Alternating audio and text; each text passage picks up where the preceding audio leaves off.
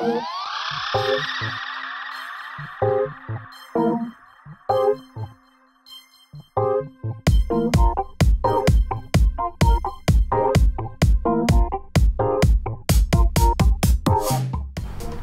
u Cikloverzu. Nalazimo se u Čereviću, nedaleko od Novog Sada i pored reke Dunav. Današnja epizoda je jedan jesenji specijal Andrevlje i testera. Uživajte!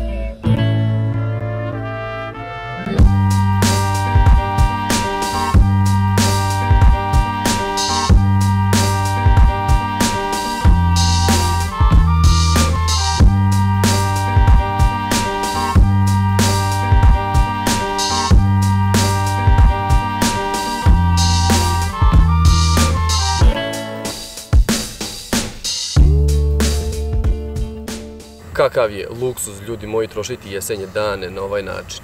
Evo nas na Andrevlju. Otprilike smo oko 20 km od Novog Sada, 75 km od Beograda, u neposrednoj blizini Dunava. Ovdje se trenutno nalazi kongresni centar, ovo je inače izletište. Kongresni centar je napravljen 2008. godine na mjesto gdje je bilo odmaralište. Ovdje se održavaju kojekakvi simpozijumi, prezentacije, sastanci određenih firmi, ali lep lokalitet.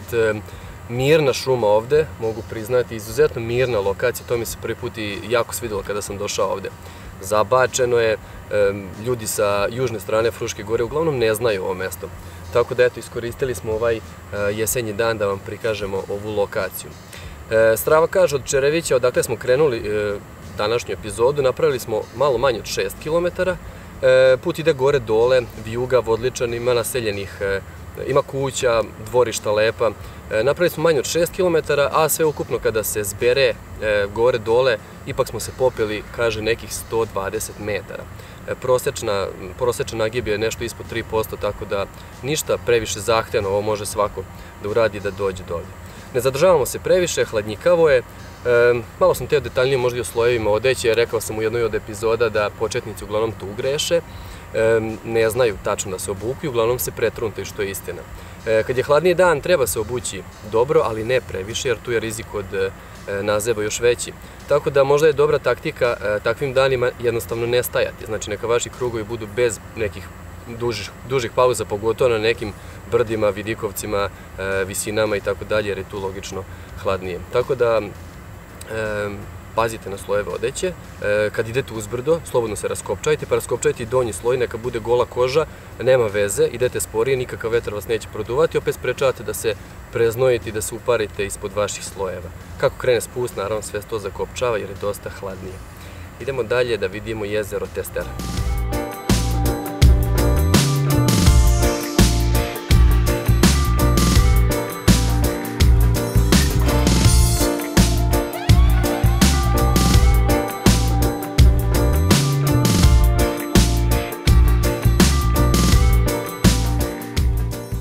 Iza mene je močvarno jezero Testera. Priča kaže da ga je napravio u 19. veku austrijski grof Odescali, koji je pregradio potok Potoranj koji izvire ispod Crvenog čota i protiče ovuda kao desna pritoka Dunava. Pored jezera na ovoj lokaciji postoji i kapela Svetog Jevstatija, kao i kapela Svete Kaluđerice. Idealno je mesto, odlična lokacija, estetski savršena, pogotovo ove jesenje dane, takođe ne zna puno ljudi za ovaj lokalitet. Mi odavde nastavljamo put nazad ka Čereviću da smo i počeli današnji krug.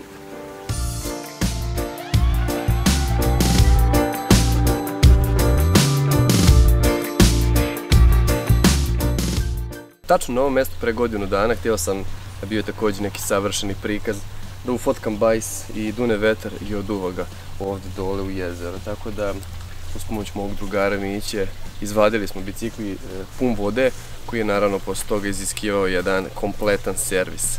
To nam se danas nije desilo, takve pehove više, prevazišli smo ih. Idemo nazad do Čerevića.